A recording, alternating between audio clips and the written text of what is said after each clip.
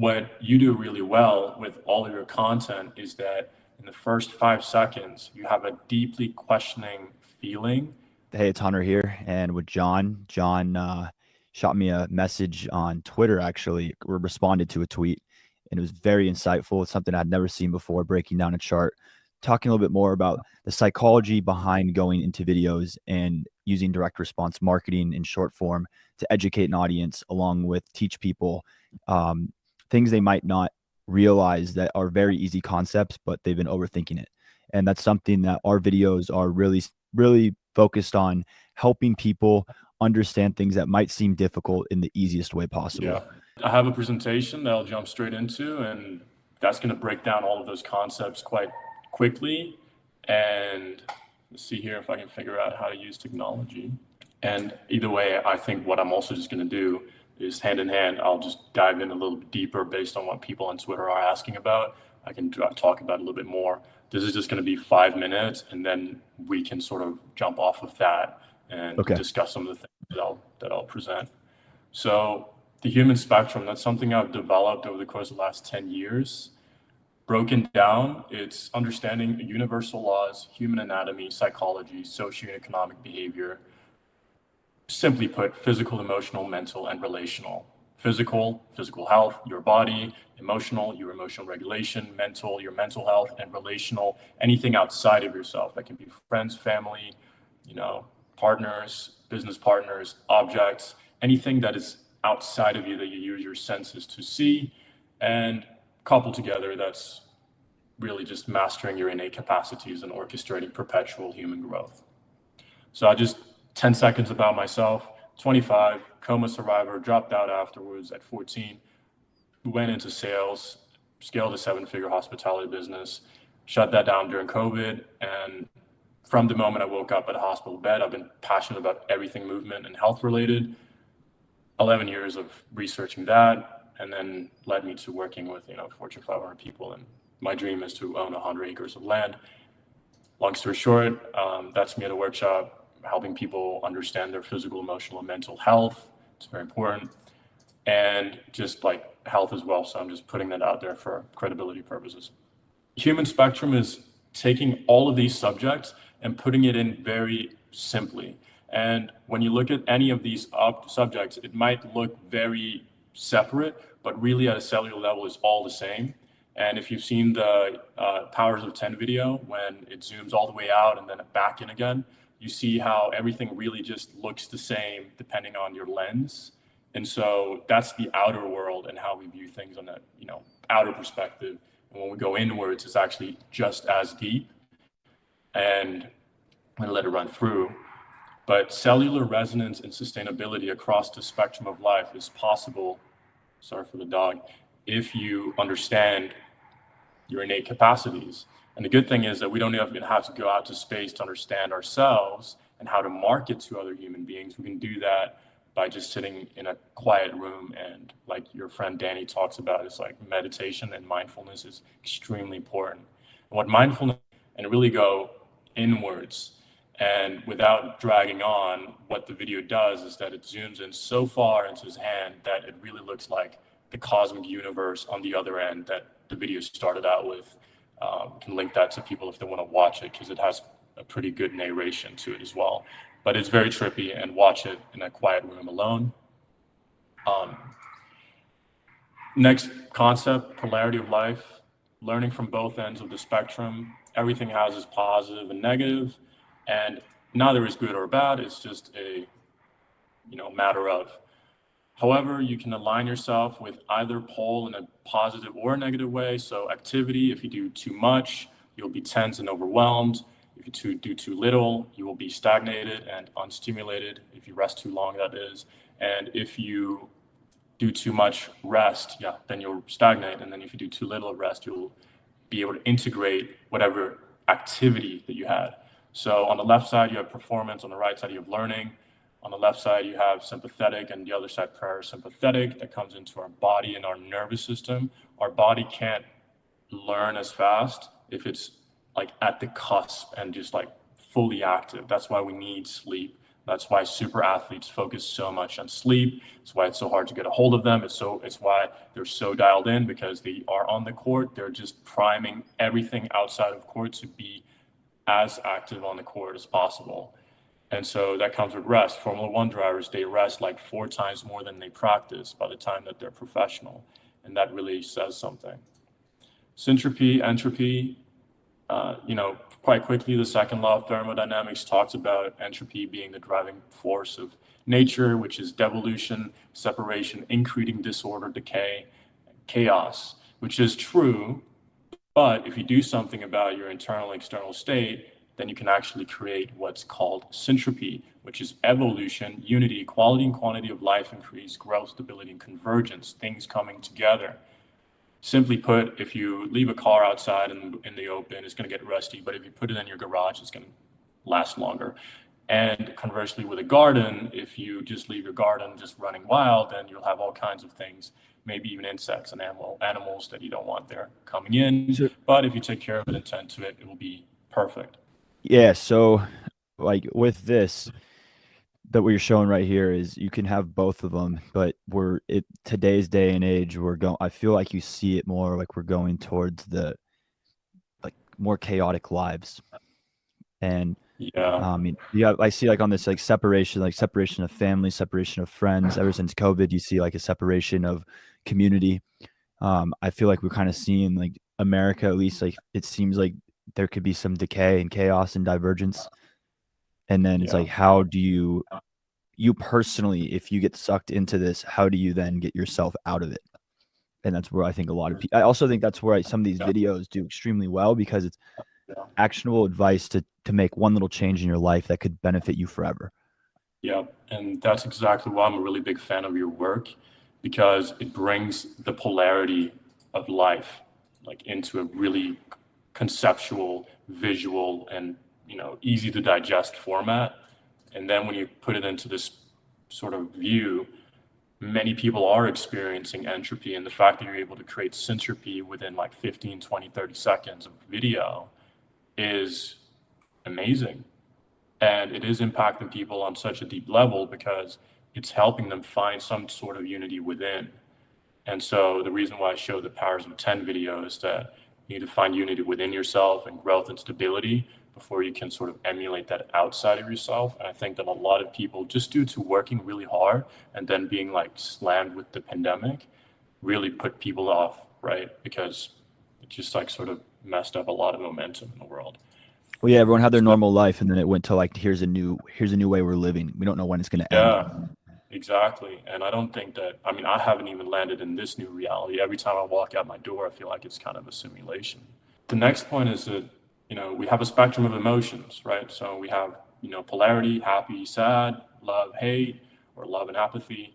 And what really happens in the body is that that's energy in motion. With video, with marketing, it's all about how can you create emotion in people. And that's just energy. So 50 versus 10 million, why did I put that there? Well, 50 bits per second is what the conscious mind picks up. That's what you are aware of. And then 10 million is actually what the body is processing. And, some scientists say it's like trillions, some say it's billions. It's very conservative to say that there are like at least 10 million inputs per second. And I'm going to come back to that. Now, regarding the thing that I posted on Twitter in response to the color psychology theory that you were sharing, is ego development theory. And ego development theory talks about the distribution of perspective that humans have in the world. And basically what it shows is that 85% of people are on the left side, and then you have 15 to 20% of people on the right side. Now, it talks not about what's better or worse. It just talks about how do you see the world. And how we see the world matters because, you know, depending on how we see the world, we react to it differently. But with marketing, if you know who you're going to reach and how they react to video and how they react to the content that you put out there, you can have a massive advantage over everyone else. So there's 3 key concepts that I'm not going to go into deeply, but I can and I will probably do so if people ask about it. And the first one is the 12 body systems. So the 12 human body systems all react differently to different stimuli and give different types of hormones sent out in the body. Then you have the rivers of life. This is literally a comprehensive list of every religion of mankind since 10,000 BC. And the list is so long that I cannot even show the whole thing on here. It's literally this. I studied every century to figure out how to see the different and, difference in how people react to media, because, content, social media is very new, but media has always existed. And that's how I found congruence in what I'm about to show in the next coming slide. And then just quickly, personality and cognitive ability. This is a chart that shows the correlation between how well people are at cognitive abilities in relationship to their personality. And I also would love to dive into this. It just looks confusing. Trust me, it's not. But it's like a score done across the whole population, 60,000 people from different walks of life, and it has a really strong correlation to how they react to certain stimulus. And I think that the government uses this quite a lot in order to win votes and so on. So hierarchy of needs, people have probably seen this a lot. This is from a guy called Maslow. And whenever we're on Instagram, we're on there for one of these 5 reasons. We're there for physiological safety. If we're in stress, we might tend to our phones to find some sort of resolution. And out of that, we have awareness of the fact that we want some sort of like safety feeling. We go to our phones, we look at some content, or we do go for something. It's like in general terms, or we want love and belonging, self-esteem, or One self-actualization. of the biggest things nowadays too is no one wants to sit and be bored. So the second that you have That's instant free time, you go straight to your phone and start scrolling. Yeah, and that's actually, one of those things that's like limbic behavior. Limbic is like the primal part of the brain, and that's tied to the red zone, which is like breathing, food, water, sex, sleep, homeostasis, and excretion. Homeostasis is the key word there, which is the body's need for balance. And Yeah. since Did we you are see the recent Huberman post with the Dr. Anna Lembicki? How she mentions the brain. not with him, I saw nearly each one except for that one. Yeah. I just It was finished it interesting. since It was exactly what you're talking about. It was how the brain wants balance and how highs and lows are usually created. And homeostasis is what we're seeking. But if the balance tips one way, it's gonna have to tip back the other way. And this is why, like, yeah. if you have an extreme high when your brain comes back down, you might have a low to get back to the balance point, and it's constant teeter totter back and forth. Yeah. And I love talking about that, but to go like deep Yeah. into kind of like the people that came for the marketing Yep. is this thing. So I'm going to explain it quite quickly. We have, if you look at the row that says ESD triads, we have 3 different sort of triads. We have the primal triad, which is mainly in third world countries that are not developed and do not have access to technology. Then we have the median triad, which is most of the first world countries. And then we have the supernal triad. I'm not going to talk about the supernal triad. I'm going to talk about the median one. And because that's what has 80% of people in it. So effectively, whenever we create something, it should be in mind for these people. And those are people that look at the world in a hierarchical way in the blue zone, in a strategic way in the orange zone, and sort of in a bottom-up way in the green zone. Now, what you do really well with all of your content is that in the first 5 seconds, you have a deeply questioning feeling, which is related to the black rows on the bottom, which is like judgment or bureaucracy, perfectionism, authoritarianism, nihilism, hedonism, manipulation, exploitation, etc. You bring a question in that's like, okay, how do you flip the switch? How do you go from the negative to the positive? And that's what really brings people in and captivates them. So of course, like different people have different needs, but in general, a lot of people want to remove themselves from the negative aspects of their worldview and go to the positive, which is what you bring them for that 15, 30 seconds of time. Yep. Yeah. The And hook. yeah, the hook. And so when you get granular in and want to actually combine that with something that's going to bring impact, it's very important to bring that polarity. So even the homeostatic effect that you were talking about, if they're questioning a negative belief, they need to find an equally opposite positive belief and then do that in a simplistic way that allows them to understand what steps they could possibly take. And that's what also increases the videos that have the most shares are the ones that are usually the simplest, because people can most of the time only captivate like one concept of what one should do, what one shouldn't do. And so as soon as you bring more sort of complexity, it becomes harder for people to digest it within that sort of small time frame. What we've noticed with that is if we're doing something that's actually complex, then we're only going to target the people that directly makes sense for. So one of my Yeah. clients, Zach, we were focused specifically on sales videos, and some of his videos won't do huge numbers around sales, but they might get 100,000 views because the algorithm's only going to push it to that percentage of people that will actually care and watch and learn from it. But it's not going to reach the 80% of the world that say another video that's motivational or actionable advice for life would help. Yep. And then that's bringing me to an interesting point, which is that like later stages, what we want to do is to bring things to humanity that helps them.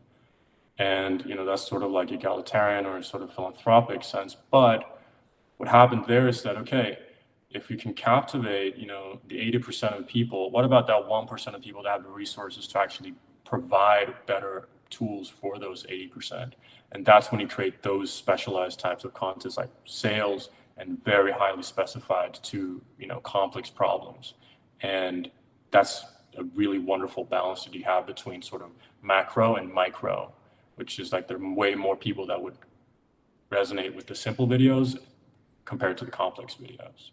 What would be pretty cool is to let you write a script and record it and send it, and we make something and test it on our page and see if you, with everything we're discussing today, let you just write whatever you want and try and crack the code based on what we're talking about. It'd be cool to test it out. Yeah, and I would say that doing this, I would love to try that, but doing this with my sales and going into sales meetings, I just sit and stare at this thing for like 3 minutes before any call, and then I just try to relate on the positive and negative spectrum on the bottom side of this. What are the things that these people are even interested in? So I sort of gear my direction towards those things, and I just make sure that I hit that on the nail right ahead in the meeting. And really often I get, how could you just read my mind? Or how do you know like what we want? And so normally I just look at what doesn't work, what I think doesn't work in the company. And then I just read, each one of those lines, and then I just look at the opposite, and I pretty much figured it out. What do they need? They need a scientific proof to this method, or they need like a capitalistic approach, like they need to see the finances, the numbers, like the exact, or it's just a material thing. They want to have it as a status, or they're just very rational. They just want to get it done. And so it's super interesting to use this, and I'd love to try to see if It's if what it you just also said there is works. interesting because the difference between working with a creator and a business is the creator spending their own money and expecting a direct ROI. The business has a budget and they're like, okay, you're coming to us with a new idea. How can we integrate your new idea and benefit the company? And maybe we don't necessarily have a direct ROI day one, but on day 60 or day 90 is what you can do for us going to change how people view the information we're conveying? Are we putting something out there that isn't being a metric? We're not going for virality. We're only going to reach the 1,000 people that care about our product or our company. And the Exactly. thought process is too different. Creators think in mass numbers, virality, conversions, ROI. They get back the money they're spending. Businesses, they have a budget, and that budget is not their money being spent. It is allocated and needs to be spent. And the people in control of the marketing positions are now discussing in a 5 or 10 person team, what is the best way to go about using these type of videos, or how can we use these videos that will benefit our company? Yeah, I see that a lot, and the effort needed in order to actually just close a deal is more or less the same whether it's a creator or a business, and sometimes even easier for a business for the exact reasons that you mentioned. And I run a B2B advertising agency, and it's very straightforward. And so when we come in, it's just like, okay, what is it that you need on your end? okay, objectivity, strategy, whatever it is. Like I literally use those exact same words and they pretty much bring the answer to the table super early on. And then within like the first 5 to 15 minutes, everyone's on board in the same like sort of boat. And we sort of start rowing straight away. We choose the vessel in which we row in from that moment on. And so, yeah, I'd love to dive deeper into it. But to sort of hit it back on video, we have 7 senses that we use. And part of that 50 versus 10 million thing earlier in the presentation is those 7 senses. So touch, we're feeling things all the time. Proprioception, body awareness of space, time, so on. Visual is our sight, colors, distance, size, textures, auditory, hearing, vestibular balance, taste, and then smell. So with video, you only have access to 4 of these, and you can actually layer them on top. So if you're able to create either something visually striking in the first few seconds, then like 3 5 seconds later, auditory, some stimulating audio, which I know that you guys do a lot, is like this zoom in effect, almost in like an auditory way that kind of pulls you in, and then it creates almost like this Apple Vision Pro effect, where it's like you're only seeing the animation now because of the audio cue. And yeah, then the body awareness about that is just like you kind of like shrink in because it's so simplistic and normal in a black background. It allows a person to feel like that's the only thing in their periphery, which is extremely strong. Yeah, it's interesting too because we tested with no audio, certain audio, changing it up, and you can change the entire dynamic of a video with sound. Especially like one video we did recently. I was watching it back and I was like, let's put a heartbeat. Let's do a heartbeat in here because it makes sense when it discusses what was the line?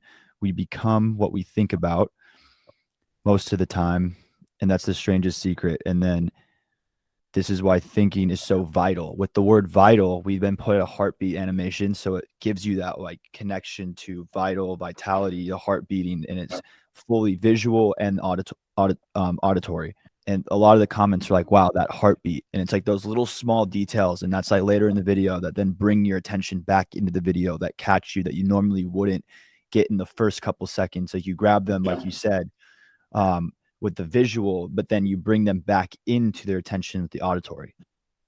Yeah. Yeah.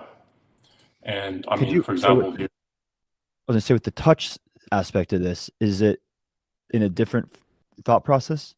'Cause like, yeah. So, I mean, in terms of touch, whether that's on the phone or if they're watching it on the laptop or if they're watching it on the screen, most of the times it's on the phone. So how do you change the relationship between the tactile feeling of them holding their phone and this is more about people that see your content more than once, but the people that see your content for the first time, and that's why I think you have that good retention, is that they haven't seen something that captivates the body awareness, sight, and hearing in that way. And so it literally changes their internal, let's see here. yeah, it's interesting you say that because I just did a video and my buddy's like, dude, that video did not feel like it was 35 seconds. Like I got lost in the video and it was over. And I was like, dude, Yeah, did you see how long it is? It's 35 seconds. Like so good. And it's yeah, like you almost forget, okay, you're holding your phone watching something. I guess that touch aspect is forgetting that you're even watching something and it restarts. yep, Like you're yep, not thinking about touching to scroll to the next thing because you've already scrolled, landed on our video. Now you're stuck here and you're watching it, and then you don't even realize it restarts. And now you're, yep. oh wow, this is important. You keep watching it. Yep. And this is also really important because whenever you create something, you can run it through multiple layers. So my whole thing about all this, I know it's like really granular, but my whole thing is create and then you can just try things out, right? Put different filters on, to different, sounds, but create and then view it in different lenses. So for example, view it from the lens of the physicality. How will the person feel when they're holding their phone and watching this? How will their emotions be Yep, that's impacted? what you just How said will is you? interesting because that's what Yeah, Casey says to me. He's like, you need to pretend you are creating for your ideal viewer, and always think who on the other side of this video is watching and what are they gaining from it, or how are you helping them, or Yeah. how easy is it to follow. Like, don't think, oh, this is very easy for me to understand. Think of someone that doesn't speak English and they're across the world and they're watching it. Do they understand it? It's not Yeah. about you at this point anymore. It's about the people that are going to be impacted and see what you're making. Exactly. And when it comes to content, one key thing that I studied about movies and virality of movies and how much people actually talk about movies is how much are people agreeing on the emotion they felt when they watched the movie. And so, like, for example, American History X, everyone agrees on that movie like the same exact way. And it's an incredible movie, both in the visuals, but in the dialogue and the emotions that you feel. It's like that. Everyone we're on the same roller coaster, and that also really helps with virality in the long term because people can relate to each other, and you've already like created a community based on the sensory stimulus, and that is like a really strong long term strategy is to really let a lot as much people as possible feel the same thing when they're watching your content. And that's why It's a Casey it's started. a shared feeling across the world. Like you can tell in the comments that a lot of people have the same shared feeling when you start seeing Yeah, the same type of comment repetitively coming in. On yeah, say something's going viral, you'll look through and there's 50 comments that are almost identical. Like, wow, I need yeah, to hear this, or that was so great, or oh, I've heard this before, but I didn't think of it like this. And then you start having that network effect of like where you actually have probably, like you said, attacked the 80% that would be impacted by it, but now it's actually impacting their feelings yeah. and And emotions. I remember from the Casey's daily days. I mean, you look down in the comments, it's the same comments more or less, but from people all across the world.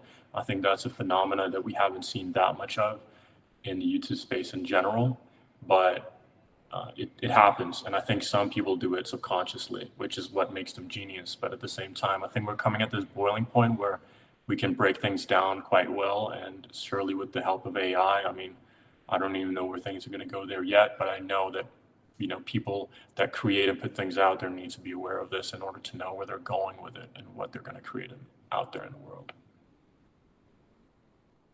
Yeah, I agree. It's almost starting to become a little bit more formulaic Yeah. a bit. You know so much about the Yeah. human brain and emotions. Yeah, and like we can't do anything about that. It's kind of like how now, if you did you watch Babylon? I haven't.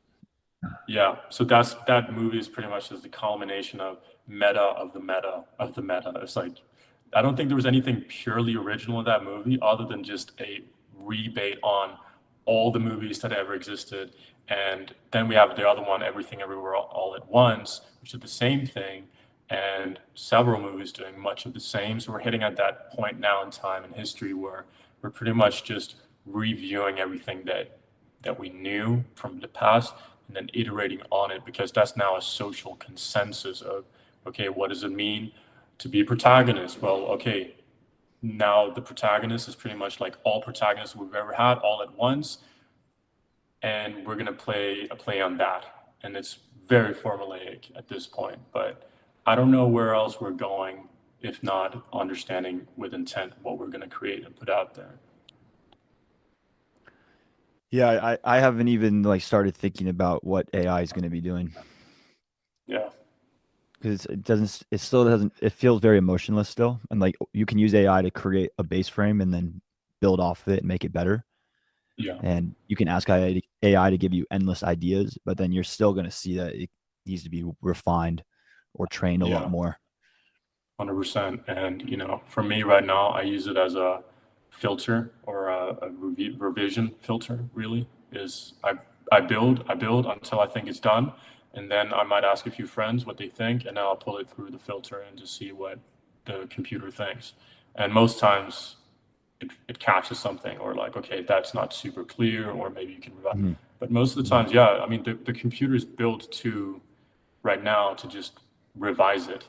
That's like its function. So like revise human form. And I think that there's a lot lost in translation at the end of the day. But anyway, it's going to be continuously growing. But I think there will be a very strong distinction between human made and AI created either way for the next at least 50 years.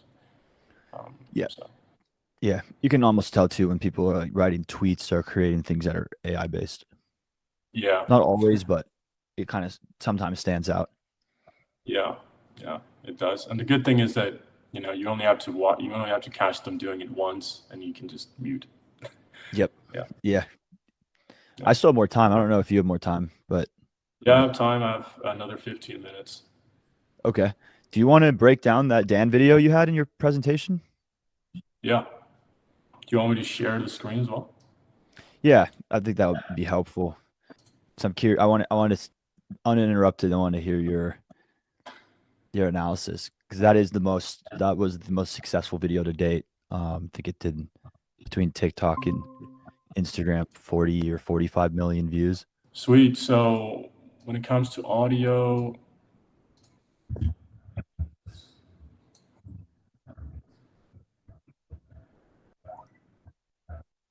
yeah, okay, that's that one. Because I had a few ones on my download and I chose this one and I just need to refresh which audio you were using there. So simplistic audio on this one. So on the visual aspect here, it's a contrary statement on the first text. It's like, if you don't have ideas, okay, then what? And you see an expansion visually of a ball getting bigger, drops down onto a book, reads, flips up, opens up a rectangular shape, fills in, and it's a lot of like blinking, polarity again. Read but can't articulate, so another polarity. And then the opposite again, another polarity. So if you have ideas, clarity execute, build, and then expand, and then again another polarity, and then it folds into itself again.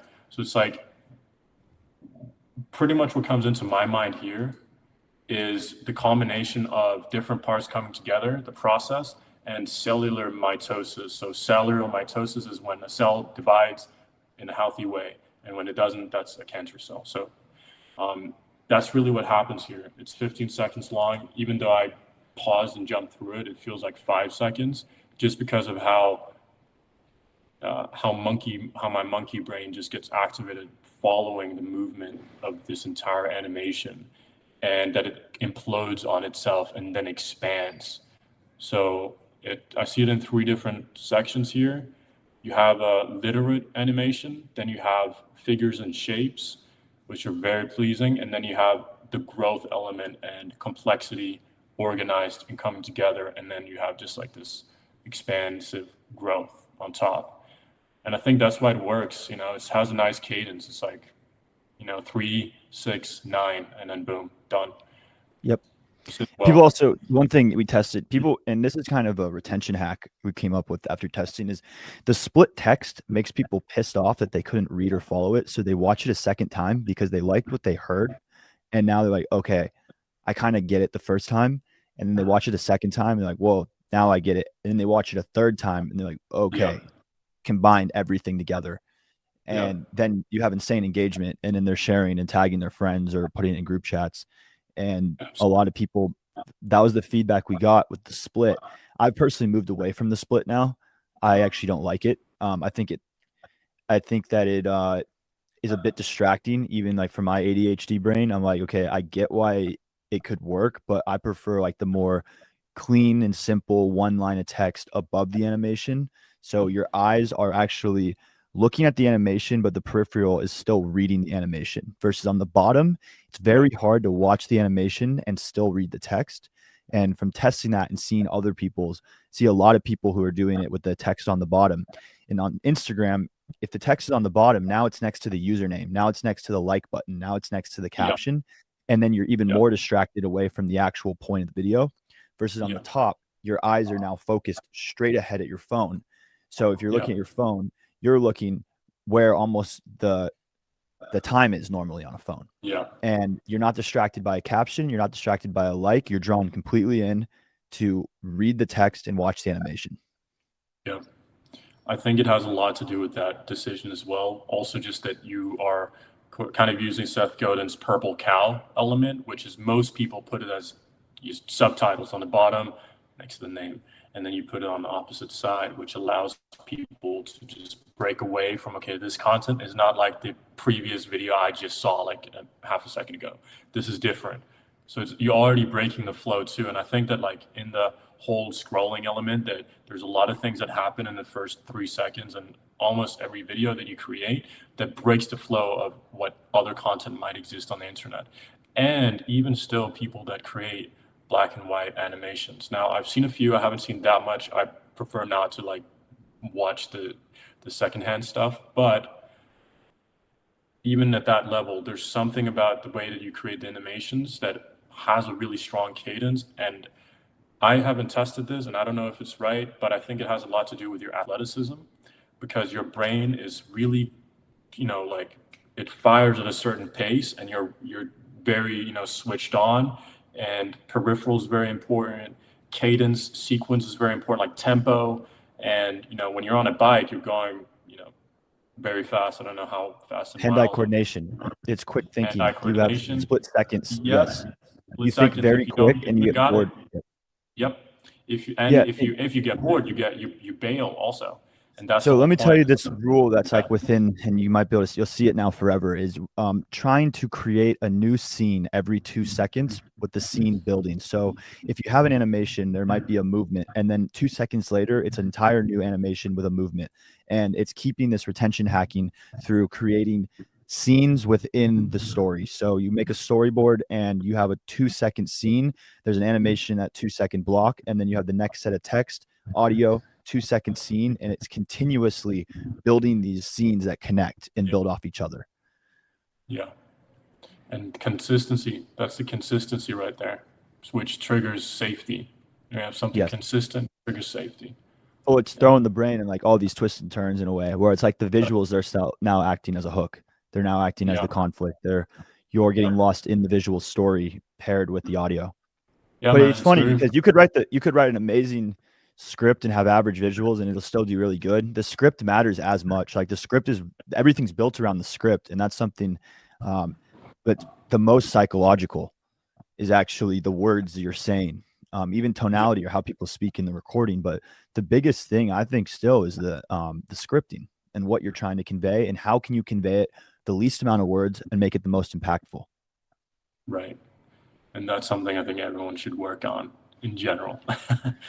Oh, I think Yeah. everyone's trying to. That's the biggest. I mean, if you're an insane copywriter, like one of the best in the world, I mean, Rolex or Mercedes or BMW will pay you millions of dollars. I mean, if you go, I tell people all the time, like, go on Rolex's website or go on Mercedes and look at how they grab your attention with 2 words to explain a vehicle.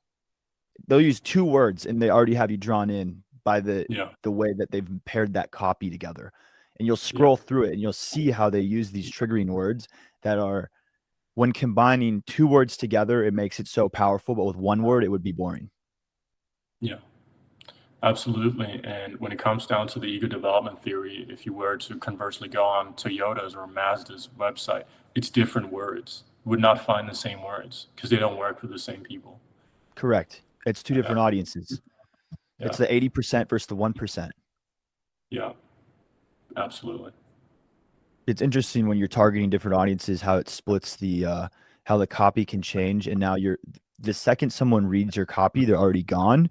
Or the second they read your copy, they're like, oh, the Rolex is a good example. They're selling this luxury timepiece that's timeless and could potentially be an investment vehicle. And you read their copy and you're like, wow, that copy is so strong, but it's not going to resonate with everyone.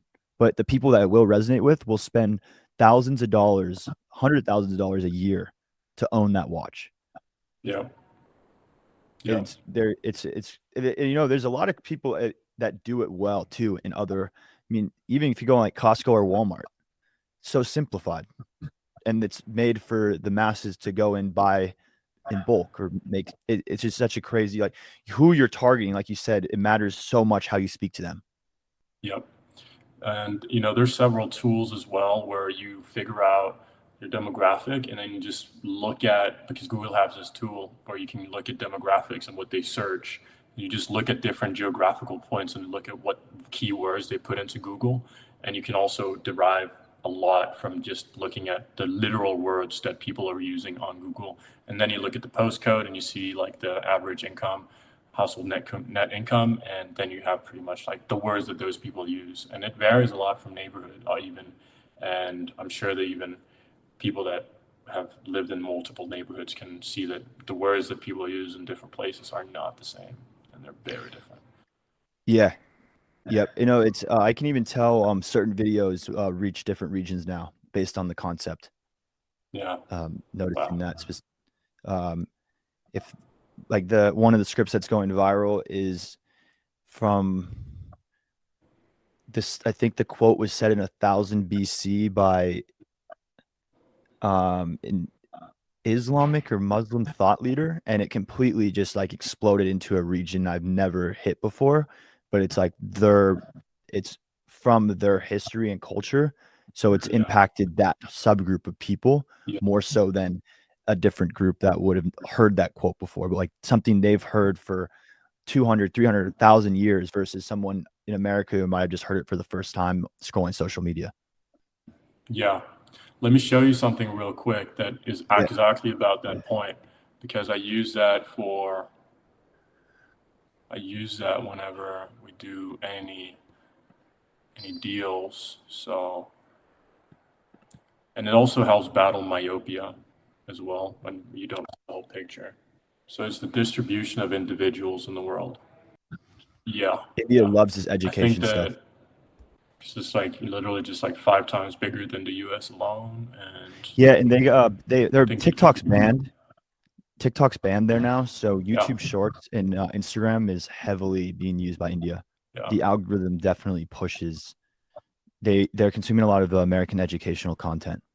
Because there's leverage in the numbers Yeah, it's interesting for because we sure. don't get China doesn't get Instagram, or at least there's zero data coming out. I don't think they have it accessible. Yeah, I haven't seen any like sort of Chinese echo chambers, at least from my Instagram. And from Chinese friend I have, she says that on her Chinese Instagram, the content is just wildly different. You'll never see anything from the Yep. States. What's interesting too is I recently switched to introducing some women voices, and the count changed instantly. Yeah, It went yeah. from 90% men, 10% women to now 27% women in Mm-hmm. two videos. Mm-hmm. And I really like Mel Robbins, and she speaks a lot on social media. And I've been trying to find more clips from her that are just really impactful because visualizing her, I've seen it work. But I did one is like your social media is not for your friends. It's doing exceptionally well, but it's completely reaching a woman's audience more so than men's audience. Yeah. And it's changing the flow in of followers is right now like 2-to-1 women to men compared to before it was all men. And it's interesting because even on the comments, a page reposted that video, and all the like a lot of the comments were, "No, use man's voice. Like, don't use women's voice." So, and then all the women are chiming in like, "This is amazing." So it's interesting just how the tonality and voice changes. Your entire target market changes instantly. And it would be very interesting to see if it would be possible to bridge the gender gap within a piece of content, so that you can sort of have people converge and even push it up even further. And yeah, I think that's also what everything's culminating into when because you're going for more for narrow subjects, and then you're also going for really wide subjects that just hit very differently. It's like Tim Grover is really male focused, just the way he Yeah, comes off and the way he talks. yeah, Um, yeah, and then it's like the clip from a doctor on Huberman was 50-50. So yeah. she's talking about the balance of the brain and brain chemistry and neuroscience, and that hit both.